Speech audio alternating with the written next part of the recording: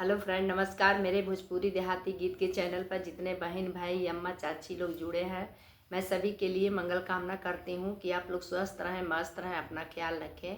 देखिए, बहुत एक प्यारा विवाह गीत लेकर आई हूँ। अच्छा लगे तो कमेंट में आप लोग ज़रूर बताइएगा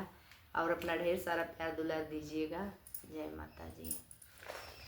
के करे पोखरवा में चिल्हवा मछरिया हो, के करे पोखरवा से वार, के करे पोखरवा हो चिल्हवा मछरिया हो, के करे पोखरवा से वार,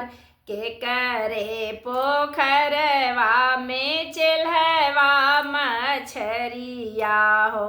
कवन दुल्हे डाले महाजाल,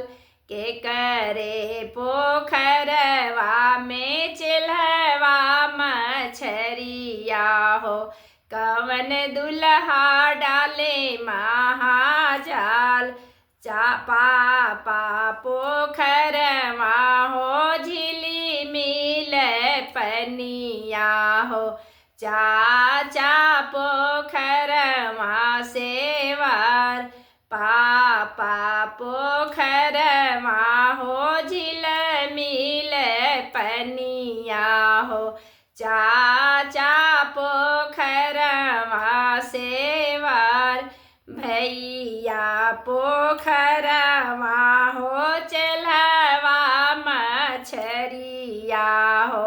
कवन दुल्हा डाले महाजाल, भैया पोखरवा हो चलवा मछरिया हो, कवन दुल्हा डाले महाजाल, घोड़वा चढ़ल आवे दुल्हे कवन राम, उहे डाले महाजाल, घोड़वा चढ़ल आवे दुल्हे कवन राम, उहे डालेल महाजाल, घर में से निकरेली बेटी हो कवन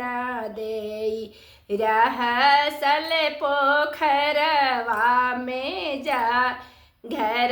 में से निकरेली बेटी हो कवन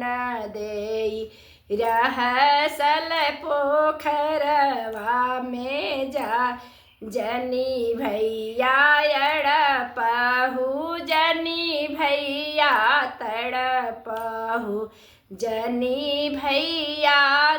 जाई ऋषिया,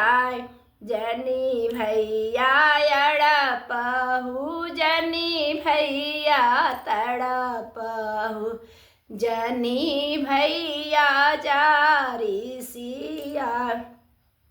जे कर हवे भैया चिल्हवा मछरिया हो,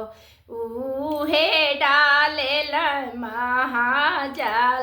जे कर हवे भैया चिल्हवा मछरिया हो, उहे डालेल महाजाल।